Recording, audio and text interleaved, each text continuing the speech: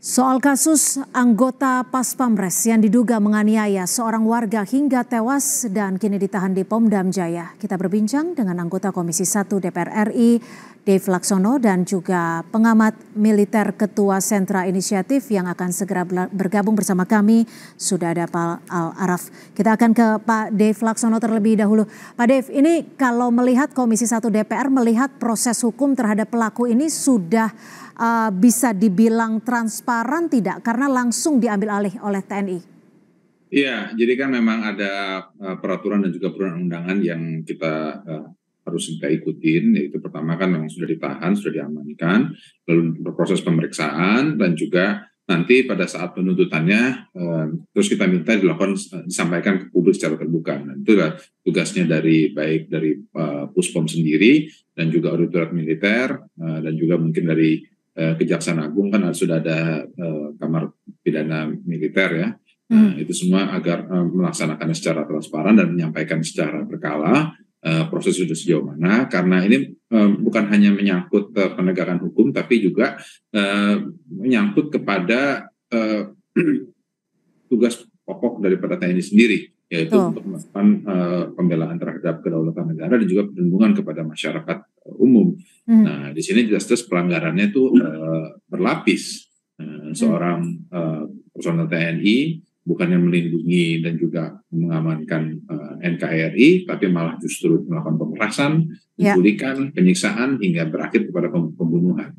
Oke, Pak Dev, kalau dilihat ini kan korbannya merupakan warga sipil. Nanti bentuk pengawasan dari Komisi 1 akan seperti apa nih? Ya, kita akan minta rapat dengan Mabes TNI dilakukan secara berkala.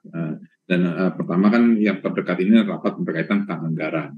Kita dapat menyampaikan di situ dalam kerangka anggaran, apakah anggaran TNI yang jumlahnya itu sudah ratusan triliun itu sudah dialokasikankah untuk melakukan pendidikan dan juga pembinaan terhadap personilnya, dan seberapa dalam dan juga seberapa intens untuk melakukan pendidikan dan juga pembinaan kepada personilnya, bukannya melindungi, tapi harus dipastikan bahwa mereka itu baik kesejahteraannya ataupun juga pendidikannya kepada personel TNI itu benar-benar mencakupi segala macam level, sehingga tidak ada lagi pemikiran-pemikiran ataupun konsep-konsep yang bisa merujuk ataupun juga mengarah kepada penindasan kepada masyarakat.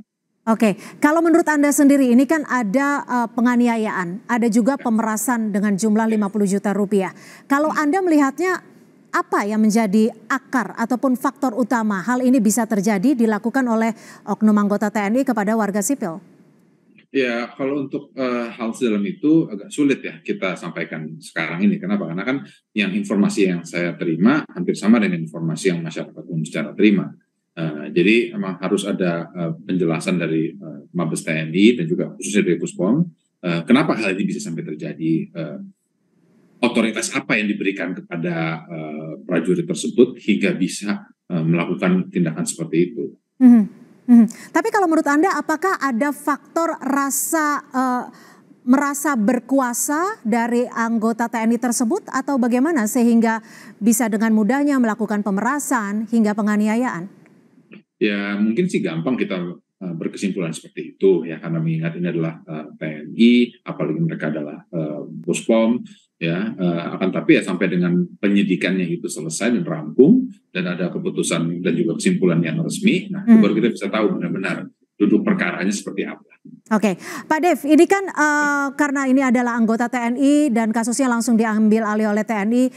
Apa nanti yang akan dipastikan oleh Komisi 1 DPR agar hal ini bisa dilakukan pengawasan secara menyeluruh, secara bersama sehingga masyarakat juga bisa menjadi faktor pengawas? Ya, ada berbagai macam faktor ya. Pertama ya kita akan melakukan rapat secara berkala. Kita terus dapat bisa mempertanyakan dan juga bisa bagian dari kesimpulan setiap rapat bahwa semua kasus-kasus pidana militer ya, kan seperti kayak misalnya kasus kemarin yang dengan Kepala Basarnas ataupun kasus lainnya, itu dapat disampaikan kepada publik melalui forum media ataupun juga melalui forum media sosial ataupun juga melalui website TNI, sehingga prosesnya itu dilakukan secara terbuka.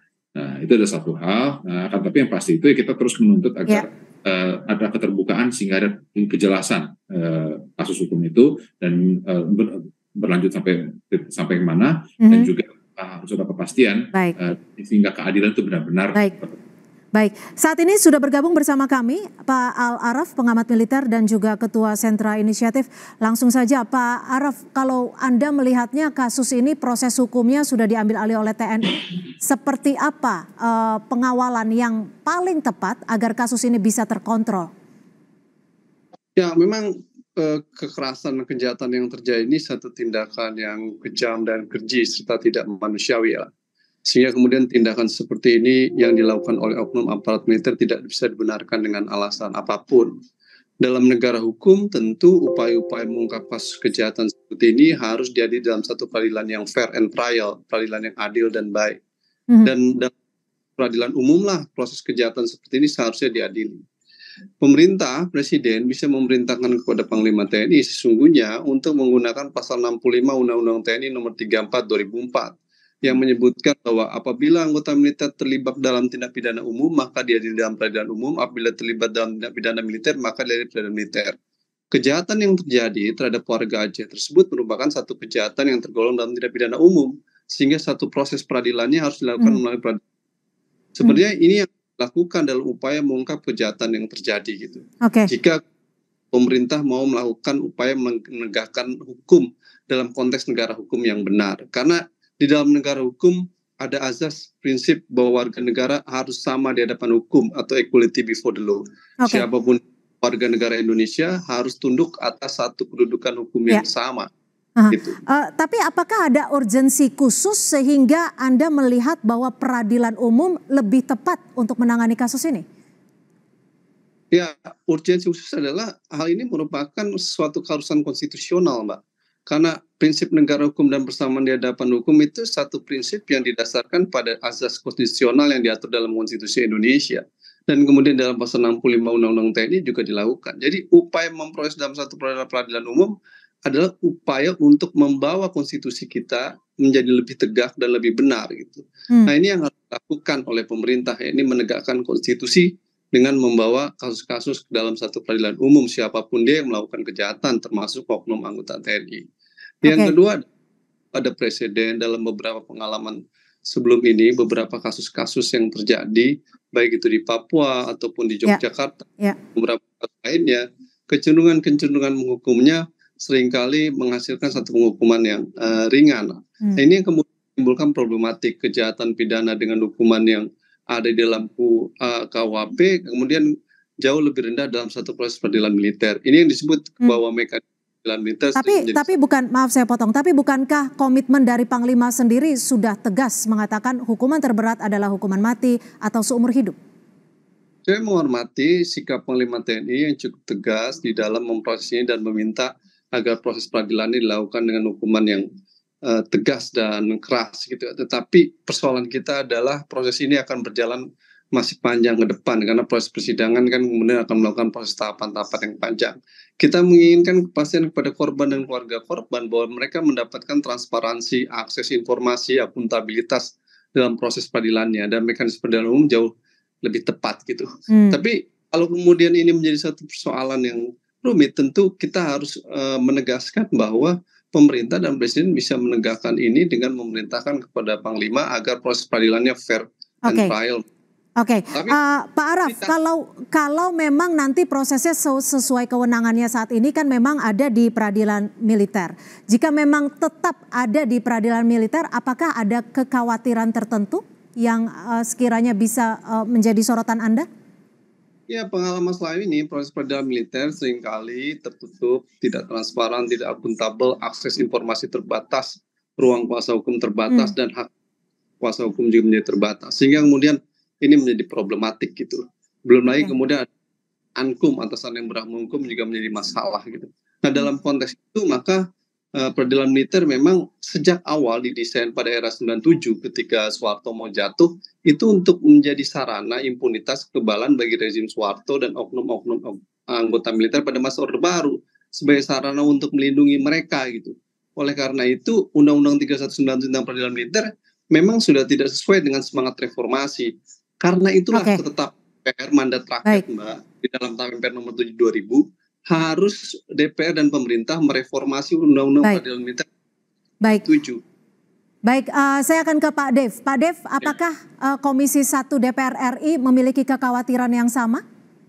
Ya, ada beberapa hal yang kita kita lihat dan kita telisik ya. Akan tapi kami masih yakin bahwa sistem peradilan militer ini masih bisa dan sanggup dan mampu dan akan menghukum seberat-beratnya kepada mereka yang benar-benar bertanggung jawab dan yang melakukan. Begitu juga komitmen dari pimpinan TNI, baik dari Panglima TNI, Kepala Staf, dan semua Puspom, bahwa mereka yang melanggar patut dihukum seberat-beratnya. Apalagi ini menyangkut penghilangan secara paksa nyawa orang. Nah, dan itu semua kita pegang terus janjinya. Dan bila mana memang ada niatan dari pemerintah untuk mereformasi peradilan militer, ya kami DPR pada dasarnya pasti akan menerima dan siap untuk. Kalau kecenderungannya Anda lebih condong kemana untuk penanganan kasus ini, peradilan militer atau peradilan umum? Jadi gini, itu bukan posisi saya untuk menentukan sebaiknya mana kemana. Kita kembali kepada undang-undang saja yang masih berlaku. Undang-undang berlaku untuk apakah itu diputuskan. Akan lebih mudah mana deh, Pak Dev, untuk melakukan pengawasan bagi Komisi 1? Sama aja. Sama saja. Apakah dilakukan peradilan militer ataupun di peradilan militer, pada dasarnya DPR pasti akan tetap mengawasi sampai dengan putusan akhir. Artinya ada jaminan dari Komisi 1 untuk melakukan pengawasan dimanapun kasus ini akan ditangani. Sejauh ini masih di peradilan militer. Singkat saja, Pak Araf, akan ada komitmen dari Komisi 1 untuk pengawasan. Respon Anda, singkat saja.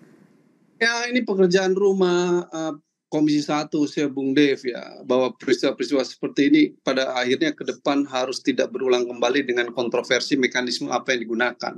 Oleh karena itu, Tetapan MPR nomor 7 tahun 2000 itu harus diimplementasikan dengan cara pemerintah mengajukan revisi Undang-Undang 3197 tentang peradilan militer untuk reformasi peradilan militer, sehingga kalau ada kejahatan seperti ini tidak lagi didiskusikan tetapi langsung masuk peradilan umum. Dan tugas Komisi 1 DPR juga bisa menggunakan hak inisiatif dia untuk melakukan perubahan Undang-Undang 3197 itu.